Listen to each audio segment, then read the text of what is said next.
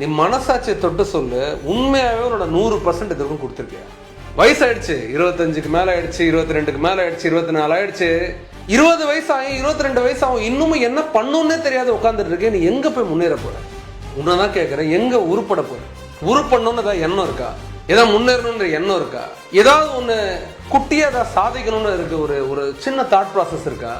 இல்ல எனக்கு எதுக்கு உழைப்பு, எனக்கு எதுக்கு முன்னேற்றம், எப்படியும் அப்பா ஜெயிச்சிட்டாரு, எங்க அம்மா ஜெயிச்சிட்டாங்க, அவங்க சொத்துல நான் வாழ போறேன், அந்த மாதிரி அப்பா அம்மா சொத்துல நீ வாழணும்னு முடிவு பண்றேன்னு நான் இப்பயே சொல்றேன். நீ வாழவே இல்லை, வாழவே முடியாது, உன்னால முடியாது. எவ்வளவு நாள் உள்ளுக்குள்ளே லேசியா கொட்டாய் விட்டுக்கிட்டு படிக்கிறேன்னு சில பேர் டைம் வேஸ்ட் பண்ற, இந்த வேலைக்கு போறேன்னு டைம் வேஸ்ட் பண்ற, நான் வெளிநாட்டுல போய் படிக்கணும்னு டைம் வேஸ்ட் பண்ற. நான் இப்பயே சொல்றேன், உனக்கு உண்மையாவே அதுல 100% நான் இதை பண்ணிடுவேன்ற நம்பிக்கை வந்துச்சுன்னா அதை தொடு. அப்படி நீ தொட்டா அதை எப்பயும் அச்சீவ் பண்ணிடலாம். இல்ல அப்படி அச்சீவ் பண்ண முடியலனாலும் கீழே விழுந்தாலும் திருப்பி எழுந்து பண்ணி. நான் இப்பயே சொல்றேன், அப்பாவோட செல்வாக்குல ஜெயிக்கிறவங்க, மாமாவோட செல்வாக்குல ஜெயிக்கிறவங்க, ஃப்ரெண்ட்ஸோட செல்வாக்கு ஜெயிக்கிறவங்க போய் ஜெயிச்சிடலாம், பெரிய இடத்துல உட்காந்துடலாம். ஆனா நிறைய நேரத்துல அதுக்கு மேலே போக மாட்டாங்க, அதை தக்க வச்சுக்க மாட்டாங்க.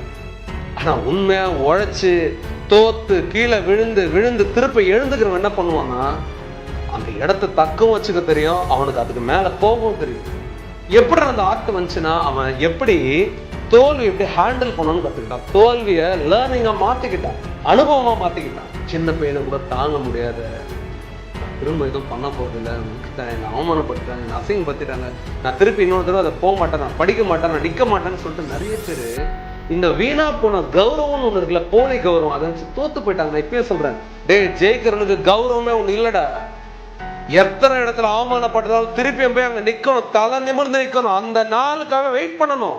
யாரு நம்மள அவமானப்படுத்துறாங்களோ அவங்க நம்ம கிட்ட வந்து உதவிக்கு நிக்கணும், நிப்பாங்க. யாரு நமக்கு பொண்ணே தரமாட்டேன்னு சொன்னா அவன் ஏன் நம்ம இவருக்கு நம்ம பொண்ணை கொடுத்துக்கலாமான்னு நினைக்கணும். தன்னம்பிக்கைன்னு வெறும் புத்தகத்துல மட்டும் படிக்காத. அடுத்தவன் நம்மள நம்பலன்னா இப்பயே சொல்றேன், யாரு நம்மள நம்பினாலும் சரி, நம்மள போட்டுனாலும் சரி, நம்மள தூட்டுனாலும் சரி, நம்மள தூக்கி எறியணும்னு நினைச்சாலும் சரி, எதையுமே இந்த உயிரையும் என்னையும் ஒண்ணும் பண்ண முடியாதுன்னு நம்பிக்கை வச்சுக்கோ. ஏன்னா உங்ககிட்ட அந்த நம்பிக்கைன்னு ஒண்ணு இருக்கு. ஏய், தோக்குற எல்லாரும் இந்த பிரபஞ்சம் வெற்றி அடைய வைக்கணும்ன்றதுக்கு தான்டா தோக்கடிக்குது. நீ பெருசா ஜெயிக்கணும்ன்றதுக்காக தான் உன்னை பெருசா தோக்கடிக்குது. இங்கேயே தோத்து நீ ஓரம் கட்டிட்ட அப்படின்னா நீ அந்த இடத்துக்கு போக முடியாது. இந்த இடத்துல தோத்தோன்னு திரும்ப வந்து நிக்கிறான் பாரு, எங்க தோத்தோனா அவன் தான் அடுத்த நிலைக்கு உயர்றான். அதெல்லாம் நிமிர்ந்து நிக்கணும், வாடா பாத்துக்கலான்னு.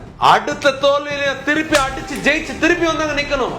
உன்னை அசைக்கவும் முடியாது, ஆட்டவும் முடியாது. ஏன்னா நீ யாரோ ஒருத்தர் தூக்கி விடல, உன்னை ஹெலிகாப்டர்ல இருந்து தூக்கி விடல, மேல ஏறி வந்திருக்க. இங்க தோத்துட்டோம் சிரிச்ச முகத்தோட வந்து நின்னு திரும்ப நான் போராடுவோம் நிக்கிறான் பாரு, அவனுக்கு தான் வெற்றின்ற கனி கிடைக்கும்.